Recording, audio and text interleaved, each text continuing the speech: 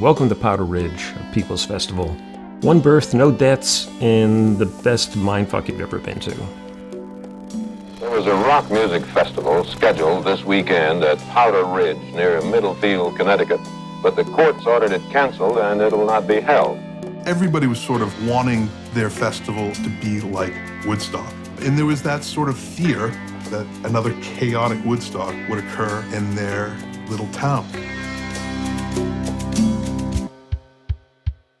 The Woodstock movie came out. There were lines around the block at 11 o'clock in the morning. My father said, "Holy shit, we got to get this done." And he went into high gear with the whole thing. We had to agree to limit ticket sales to 50,000. Now, I suspect they might have run the set maybe 4 times. What I heard was that they were trying to shut it down. The town didn't want 40,000 people showing up with drugs, and nudity, and everything else that goes along with a rock concert. The town, once they did the injunction, assumed that that was it. It was over. But it wasn't over. I don't think any of us could predict what was about to happen. It's been canceled, but everybody's still going. People started pouring in by the thousands, and there was no way to stop them. And they just kept coming and coming and coming. The people in charge freaked out and pulled the plug by turning off the lights, hoping everyone would just move out. But that didn't happen. There was rumor that Melanie was coming. With the help of a Mr. Softy truck generator, they had music, and it was Melanie. It was canceled. Nobody was gonna come. And I got to be Santa Claus. That was definitely the objective when they shut it down, to go anyway and say, you can't stop our festival. The rampant drug use is because they were bored. What else do we do? People are going to just sit around and do drugs because the bottom just fell out of what was supposed to be as good as Woodstock. It was hot, steamy, sticky.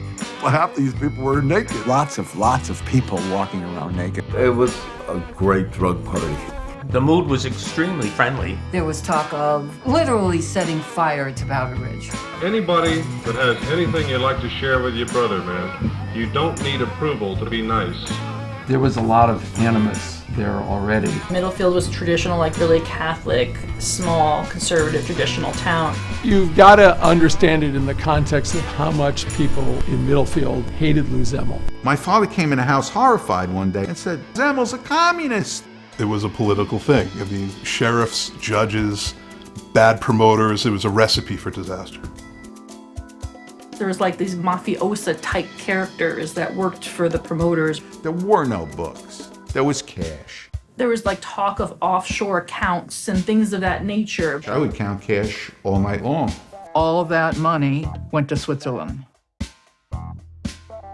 It was the most unique of all the festivals because it never happened. I think it would have been the most memorable. It had the potential to be something great.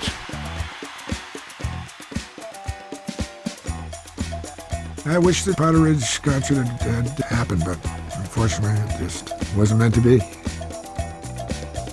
What it ended up to be was sex and drugs, but with no rock and roll.